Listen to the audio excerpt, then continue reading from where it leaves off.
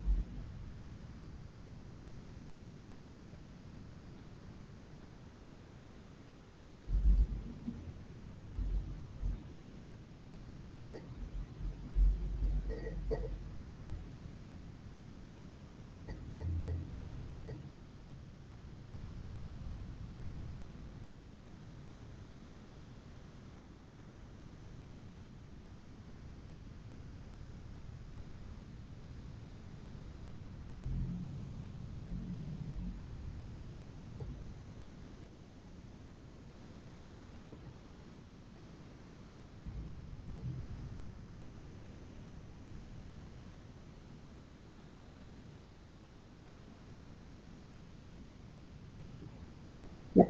Buenas tardes, estudiantes.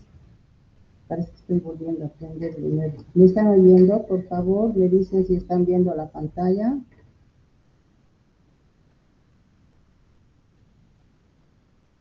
Hola. Sí, doctora, se observa. Sí, doctora, se ve. Muchas gracias. ¿Qué es lo que vamos a ver hoy día? Este capítulo que está relacionado también con bacilos gram negativos, pero en este caso vamos a ver bacilos gram negativos que no fermentan, más bien tienen patrones oxidativos. Dentro de este grupo, ahora cómo hago para salir.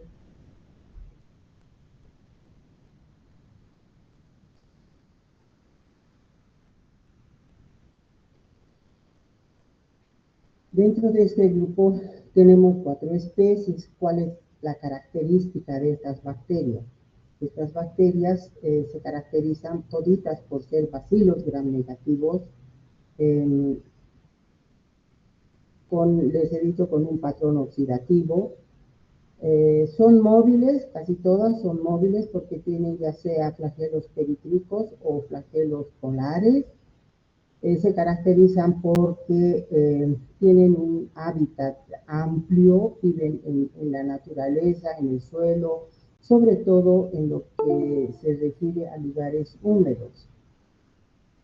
La característica, además de estos microorganismos, es que todos ellos tienen mecanismos de resistencia a muchos de los antibióticos, ya sea de forma cromosómica o lo pueden adquirir a través de los mecanismos de intercambio genético que hemos visto.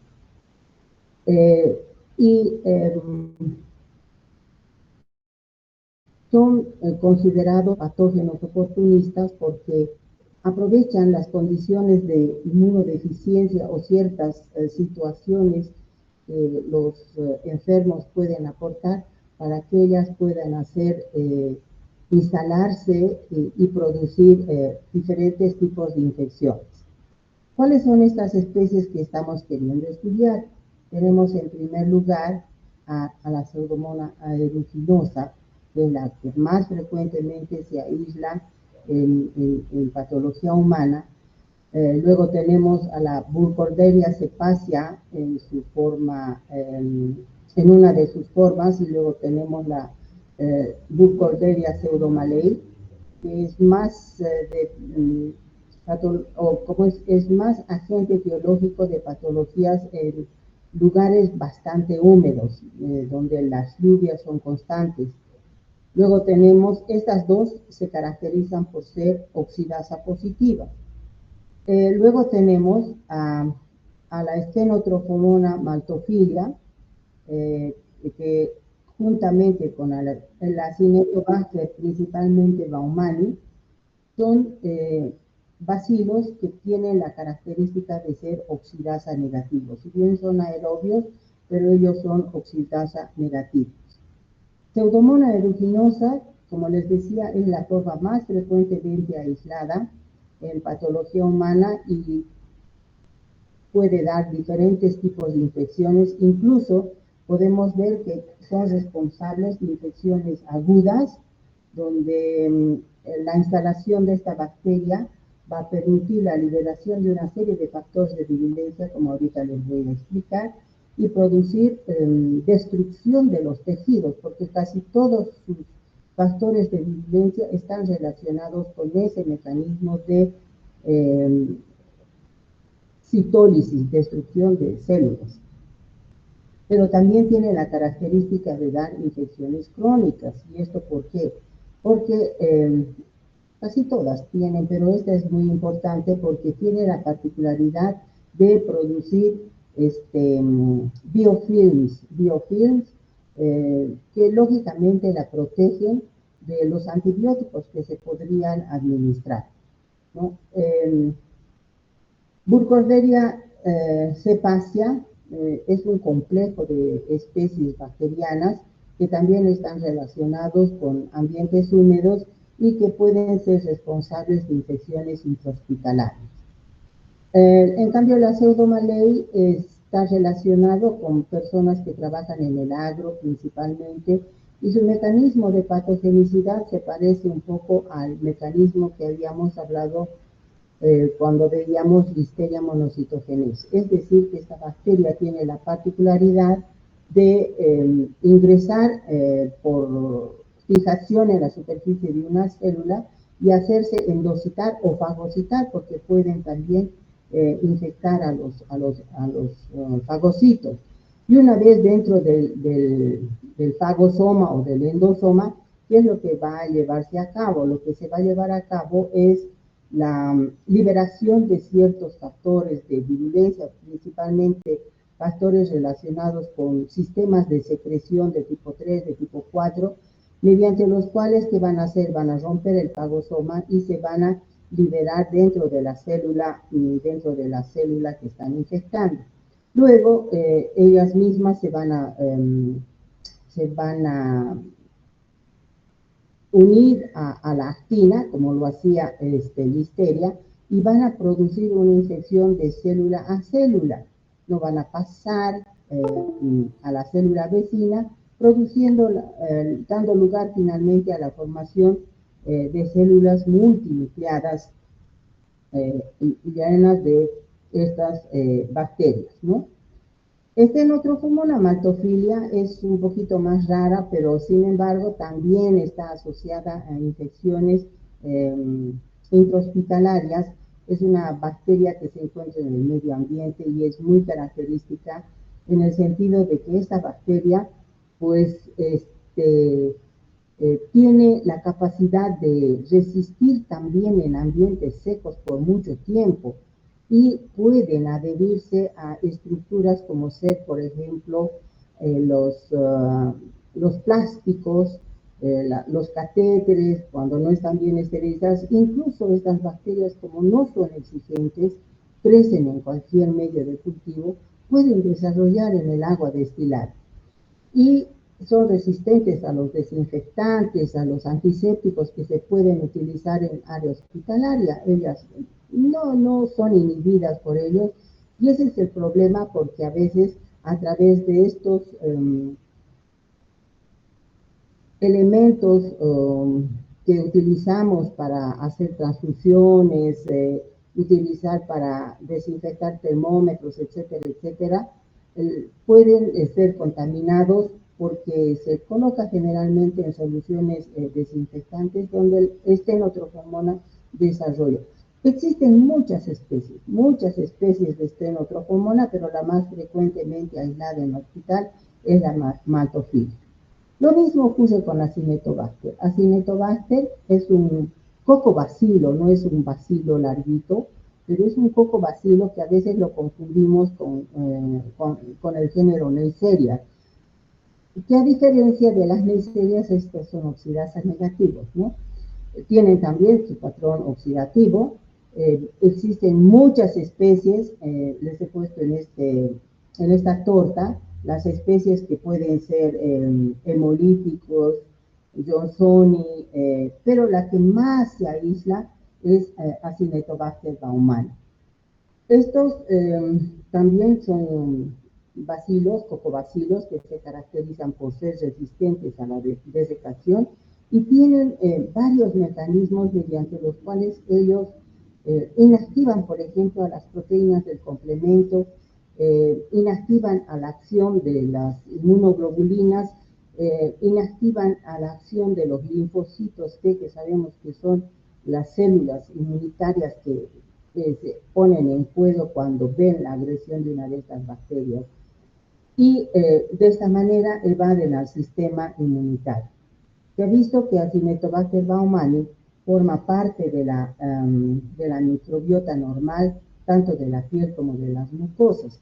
Y por eso decimos que si bien forma parte de la microbiota normal, cuando las condiciones se dan, por ejemplo, una herida, o la persona tiene un problema de infección viral por respiratorio y lesión de la mucosa respiratoria superior, estas bacterias pueden instalarse sobre la mucosa y producir infecciones o heridas realmente graves porque son muy resistentes a los antibióticos. Si bien decimos que es sensible a la colistina, es uno de los pocos antibióticos que se puede utilizar para el tratamiento de Acinetobacter.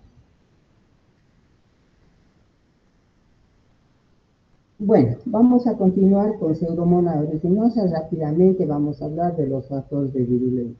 Bueno, aquí en esta tabla, que está en la clase teórica que les he dado, se las ha clasificado en componentes estructurales y productos secretados también.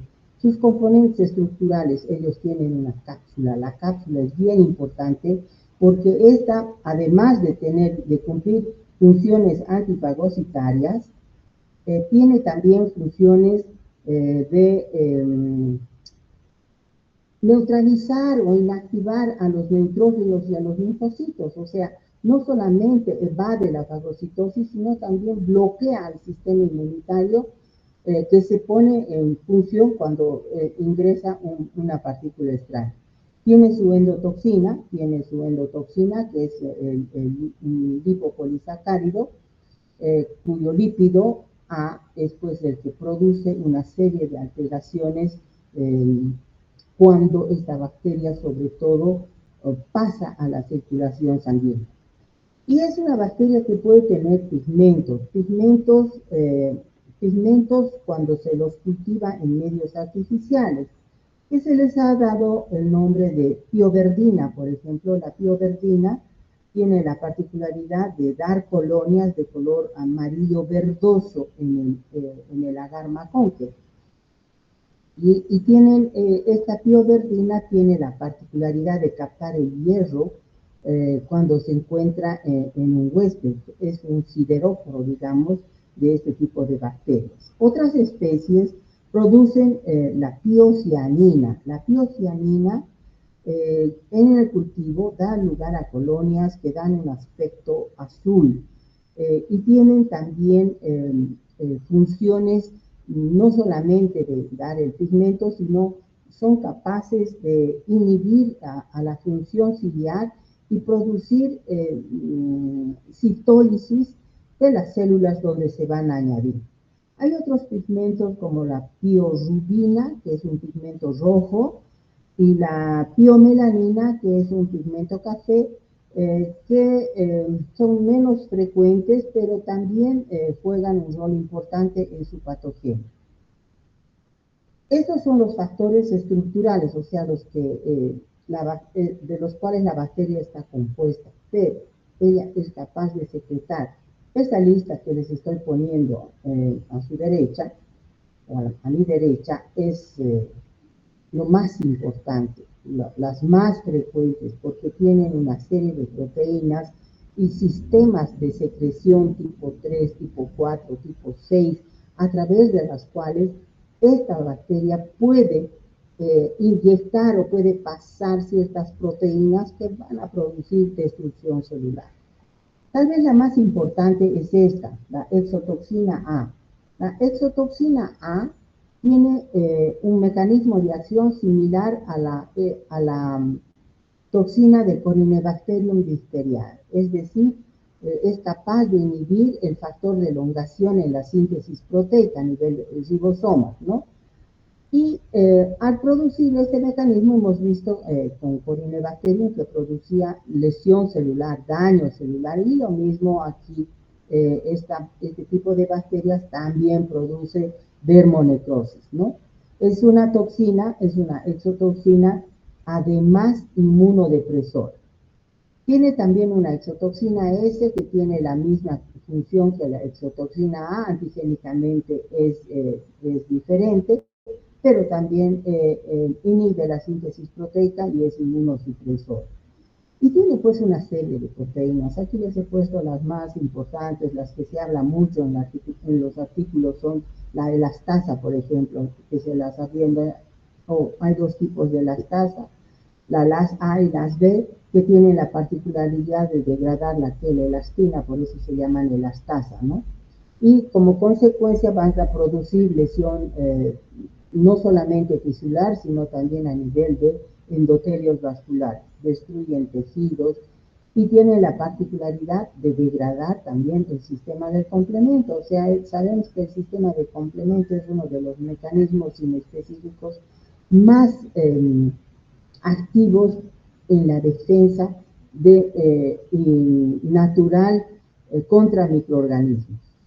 Tiene diferentes tipos de proteasas, ¿no? Que lógicamente como proteasas van a destruir todo tipo de proteínas, incluso las inmunoglobulinas. Y aquí les he puesto inactiva a las inmunoglobulinas, que inactiva al interferón, que es una proteína que hemos visto que se forma como mecanismo de defensa de las células que están siendo agredidas. Miren, tiene una enzima que es capaz de desdoblar o de destruir, si ustedes quieren, la membrana celular, que es la fosfolipasa C, que tiene la particularidad de degradar lípidos y la lecitina, que constituyen pues la membrana de las células, y al destruir células pues se produce una gran necrosis del tejido. Tiene hemolicinas, tiene exoenzimas, y aquí simplemente se dice exoenzimas SIP, pero existen una gran cantidad de otras proteínas más pequeñitas que juegan un rol muy importante en su proceso de invasión y también en los mecanismos relacionados con la resistencia a los antibióticos. ¿Qué produce Pseudomonas aeruginosa? Pues todo puede producir, todo puede producir. Aquí tenemos este cuadrito donde les estoy poniendo a la Pseudomonas al medio, que principalmente está relacionada con aquellas personas que tienen problemas a nivel del sistema respiratorio superior, ya sea enfermedades pulmonares obstructivas crónicas, que eso se observa en personas mayores, personas fumadoras, en las personas que tienen defectos en el metabolismo, como ser, por ejemplo, los niños que nacen con defectos en la producción de moco, ¿no? Y se instalan pues allí estas bacterias, y a la capacidad que tienen de formar los biofilms pueden dar lugar a infecciones de tipo crónico. No solamente infectan a las vías aéreas, pueden entrar también por la piel. La piel, sobre todo quienes son blanco de estas bacterias, son las personas que han sufrido quemaduras de grados profundos, es decir, grado 2, grado 3, grado 4, en las cuales han perdido gran parte de la piel, y las bacterias se adhieren allí y empiezan a producir todos esos factores de virulencia que hace que estas bacterias pues invadan y la quemadura puede extenderse en profundidad y en superficie. Y a través de estas vías pueden tomar vasos sanguíneos y producir bacterias.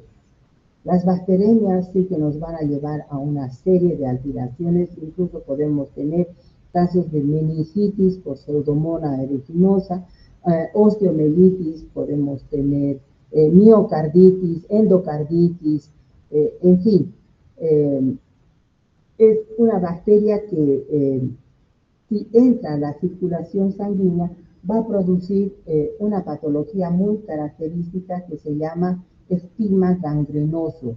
Es decir, que empiezan a aparecer ulceraciones a nivel de la piel, como vemos en esta imagen, ¿no? Como consecuencia de la diseminación de la bacteria y instalación en tejido subcutáneo, y de dentro hacia afuera va a producir estas ulceraciones difícilmente de tratar. Estas bacterias pueden instalarse también a nivel de catéteres, y esa es la vía tal vez a través de la cual las bacterias pueden producir infecciones del aparato genitourinario, ¿no? Sobre todo cuando los pacientes tienen sondas uretrales por mucho tiempo, las bacterias se instalan allí, forman su biofilm, y a través del biofilm pueden producir infecciones urinarias. Pueden producir lesiones a nivel de los ojos, infecciones a los ojos, una panoftalmitis terrible con compromiso de todas las capas de la conjuntiva. Es responsable de otitis externas, otitis medias, con gran producción de pus y gran dolor.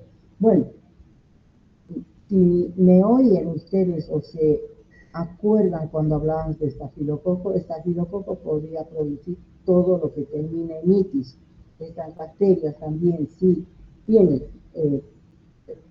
pacientes con un compromiso inmunitario o tienen grandes superficies como las quemaduras, pueden producir todas las itis, o sea, neumonitis, endocarditis, etcétera, etcétera. Bueno, eso para Pseudomonas. El tratamiento de estas bacterias, si bien tiene alguna sensibilidad para muchos antibióticos de amplio espectro, como ser, por ejemplo, las fluoroquinolonas, los carbapenémicos, ahí tenemos imipenem, meropenem, a la colistina, algunos aminoglucósidos, como ser, por ejemplo, la micacina, la tobramicina, y más aún todavía si utilizamos cefalosporinas de tercera generación unidos a inhibidores de beta-lactamasa. Sin embargo, si bien estas bacterias pueden ser sensibles, tenemos un amplio espectro de antibióticos, rápidamente adquieren mecanismos de resistencia. Por eso es que se recomienda siempre, para empezar el tratamiento, no hacer, bueno, sí, lógicamente, hacer de primera instancia un tratamiento empírico, tal vez utilizando una penicilina de amplio espectro con un inhibidor de beta-lactamasa, como por ejemplo la piperacilina tazobactam, o simplemente utilizar una fluoroquinolona ciprofloxacin.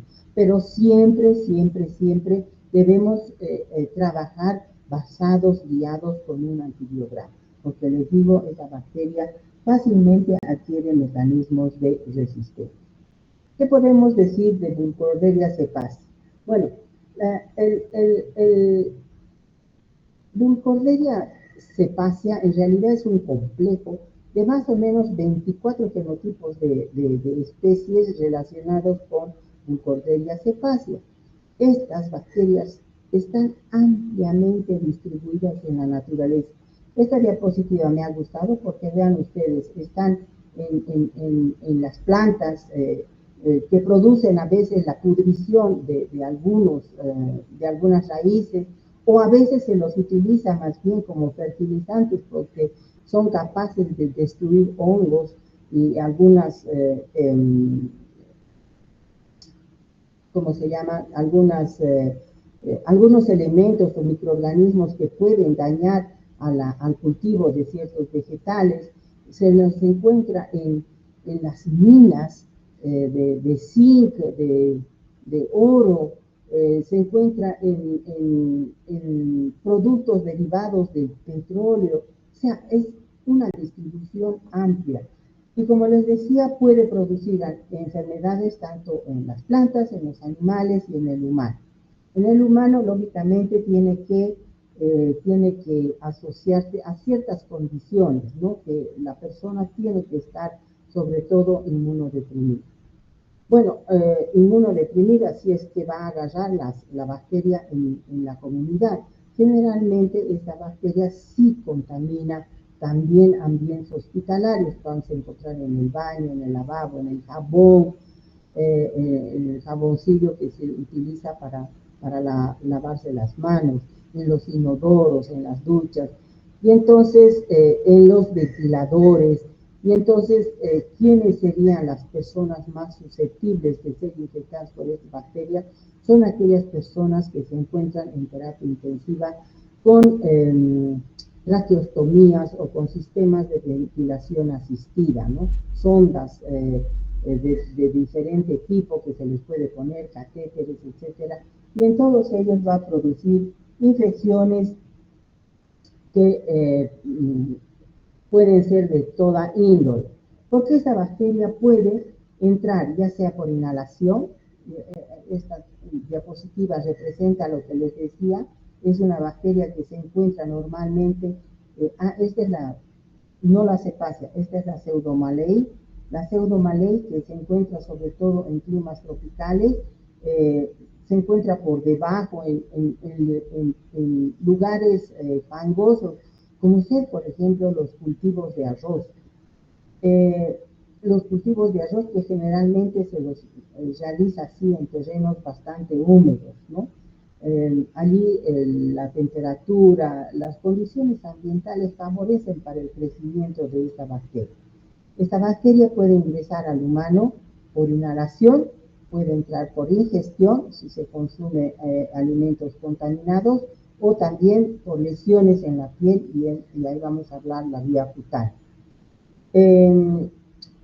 Una vez que ingresa la bacteria en estas personas que tienen compromiso inmunitario, como por ejemplo las personas que tienen diabetes, las personas que tienen insuficiencias hepáticas, insuficiencias renales o enfermedades pulmonares crónicas, inmunodeficiencias de toda índole, va a producir una serie de alteraciones.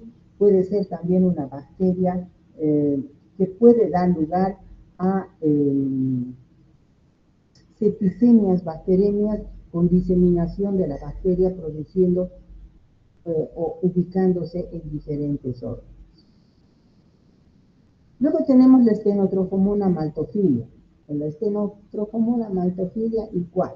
Es una bacteria oportunista que cuando infecta aprovecha de esos factores de virulencia que ella tiene, como ser, por ejemplo, una gran variedad de enzimas que degradan pues ciertas sustancias que tenemos a nivel del tejido subcutáneo, como ser, por ejemplo, la hialuronidasa, la fibrinolicina, tiene una variedad de proteasas y como consecuencia de esto, pues, la bacteria puede ingresar ya sea por vía cutánea o ya sea por vía inhalatoria también, dando lugar a bacteremias y a través de la sangre pues vamos a tener cuadros de diferente tipo, como ser, por ejemplo, meningitis, vamos a tener mastoiditis, epididimitis, endoftalmitis, y las formas más frecuentes son las neumonías que adquieren los individuos que están en terapia intensiva con mecanismos de respiración asistida.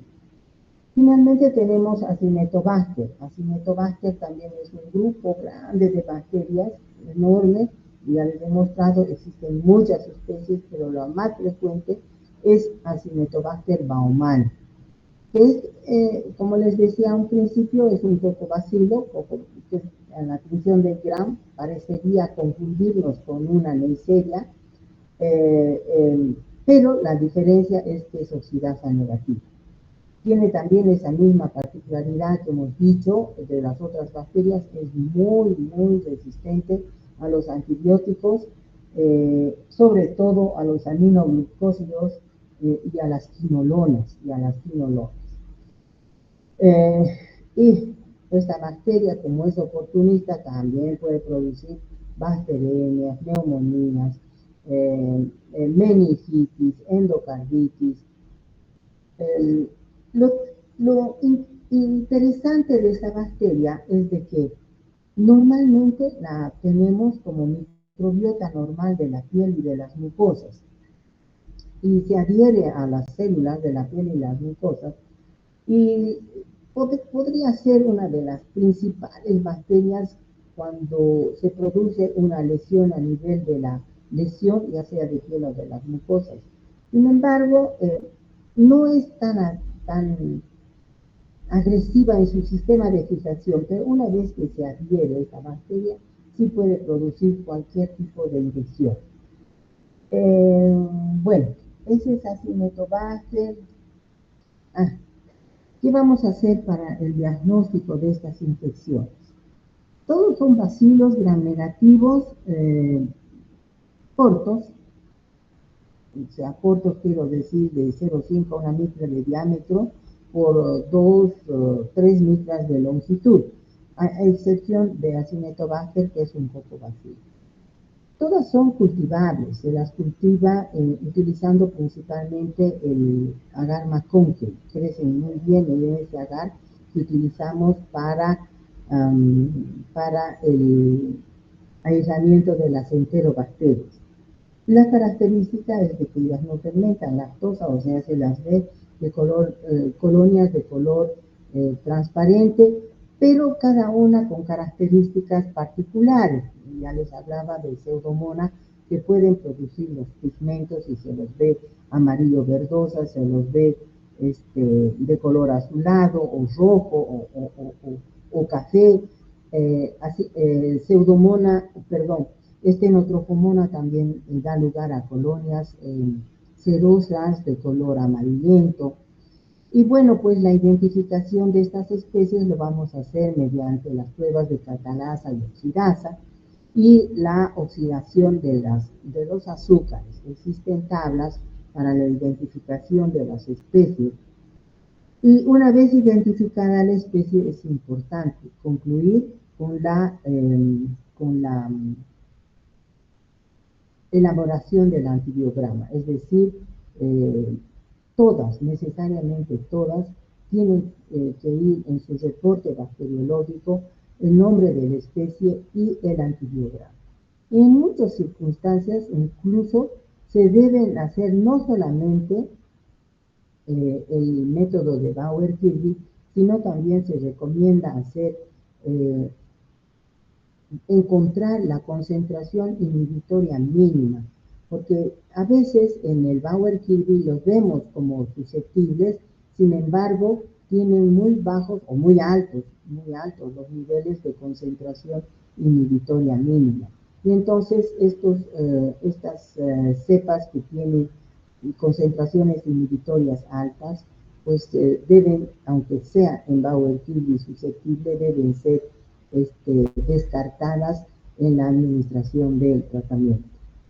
Bueno, se puede hablar mucho de estas bacterias, pero son, como les decía, oportunistas, tienen la característica de ser patógenos asociados a los cuidados intensivos, o sea, a terapia intensiva, donde los pacientes están sometidos a canalizaciones, a catéteres, respiradores, etcétera, a través de los cuales estas bacterias pueden ingresar. Con esto hemos dado un pantallazo de lo que es estos bacilos gram negativos no fermentadores, que cuando se presentan, realmente presentan un dolor de cabeza para el médico, porque son muy difíciles de tratar, ya que si bien pueden tener alguna susceptibilidad a algunos antibióticos, pues rápidamente estos se vuelven resistentes, ¿no? Con esto he terminado esta parte de bacilos gram negativos no fermentadores porque son bacterias aeróbicas estrictas. son bacterias aeróbicas estrictas. Ellas difícilmente pueden vivir en condiciones anaeróbicas. Si tienen alguna preguntita, lo respondemos, si no, vamos a dar por finalizada la clase de hoy día. Doctor, una pregunta. Cuando en la teórica hablaba de BP pseudomallei, también mencionó B. mallei, creo que afecta a caballos, ¿no? ¿Me puede explicar un poco más de esto? Allá. La Pseudomonas pseudomallei produce la melioidosis en los humanos. ¿Qué es la melioidosis? O también se conoce como la enfermedad de Whitmore. Es una enfermedad tropical que se transmite a través del agua, de los suelos contaminados y puede ingresar, ya les he dicho, por piel, por la ingestión o por inhalación. Y va a causar neumonías, infecciones óseas, y todas estas se caracterizan porque dan lugar a la formación de células multinucleadas por su mecanismo ese de ingreso, de contaminar primero una célula y luego hacer una diseminación de célula a célula. Y esto va a dar lugar a la formación de un granuloma o de una lesión, ¿qué les puedo decir? De una lesión bien delimitada, una lesión bien delimitada. En los animales, la especie parecida a la pseudomallei es la Burkholderia mallei, que produce el muermo se llama en los animales, que son lesiones ulcerosas principalmente a nivel de los hocicos, porque los animales pues se alimentan a veces o toman estas aguas que están contaminadas con estas bacterias, se lastiman sus hocicos al consumir espinas o otros elementos, y las bacterias se instalan allí y producen ulceraciones que pueden ir avanzando en superficie y lógicamente discapacitando a los animales en su alimentación. Pero no solamente se ubican a nivel del aparato digestivo del animal, sino también si estos animales tuvieran heridas y empiezan a caminar sobre estos ambientes húmedos, fangosos, pues pueden adquirir a la bacteria y producirle también ulceraciones a nivel del sitio donde esté lesionado. Son úlceras de feo aspecto, con mucha necrosis, porque son bacterias que producen gran necrosis. Eso es lo que produce en los animales, eso se llama muermo. Y en el humano, pues se llama melioidosis, pero es otra especie, está dentro del grupo de las Burkholderia. Eso es lo que les he puesto en un pequeño textito de la clase teórica, ¿no? Doctora, O sea que no es una patología netamente humana. Les he dicho que es una bacteria que también produce lesiones a nivel de las plantas, pudre las plantas, a los animales, sobre todo el ganado equino, vacuno y también en el humano. ¿Qué querías decir, Bruno? Doctora, una pregunta con respecto a las biopelículas de la Pseudomonas aeruginosa. O sea, ¿produce siempre estas biopelículas cuando llegan antimicrobianos o qué condiciones se debe cumplir para que esta bacteria produzca los biofilms? Bueno, los diafilms dan lugar a infecciones crónicas. Como tienen ellas una cápsula, y esta es la que en realidad va a dar lugar a la formación del biofilm. Sí, a ver, ¿cuál es la condición para que haya la formación del biofilm? Que la bacteria, digamos, no empiece a secretar esas otras enzimas que producen destrucción de los tejidos, pero simplemente se adhieren y se multiplican. Ellas se contentan con eso. Y entonces, al multiplicarse, se van a adherir unas con otras y van a dar lugar a la formación del biofilm. A veces el sistema inmunitario juega un rol importante en la defensa, bloquea la invasión, pero si la bacteria empieza a secretar esas exotoxinas y las proteasas, pues empieza a destruir todo el tejido. ¿Ya? ¿Dónde más juega un rol importante el biofilm? El biofilm juega un rol importante sobre todo cuando esta bacteria se adhiere a dispositivos que utilizamos para la administración de sueros, sondas, catéteres, la traqueostomía, por ejemplo, ahí el aparato que se coloca para la respiración, ahí se instalan las bacterias, ahí producen el biofilm y de allí, lógicamente, producen otras infecciones a nivel de, de, del aparato respiratorio, si estamos hablando de una traqueostomía, o pueden producir bacterias si estamos hablando de una venoclisis, por ejemplo, o infecciones urinarias si estamos hablando de un sondaje uretral, ¿no? De una cateterización vesical, que se utilizan a veces para, bueno, evitar que la micción ensucie toda la cama, etcétera, y entonces como no se controla la micción, pues se tiene que sondar a estos pacientes y si no se hace un buen mantenimiento de estas sondas, limpiezas, etcétera, rápidamente Pseudomonas se instala y ahí produce los biofilms, ahí produce, y este es el peligro, porque de ahí puede empezar a desprenderse especies o formas vegetativas y producir infecciones a distancia. Ese es el problema del biofilm. Y les voy a decir que no solamente es Pseudomonas aeruginosa, casi las 4 que les he hablado son capaces de formar biofilms, porque se instalan estas, como no son exigentes en su nutrición, pueden sobrevivir sobre estos dispositivos que utilizamos para la administración de medicamentos, todos estos dispositivos intravasculares que se utilizan, ¿no? en tratamientos, sobre todo en terapia intensiva. Gracias, Doc. Muy bien, chicos.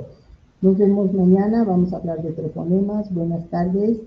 Hasta luego. Hasta luego, doctora. Hasta luego. Hasta luego, doctora. Hasta luego, doctora.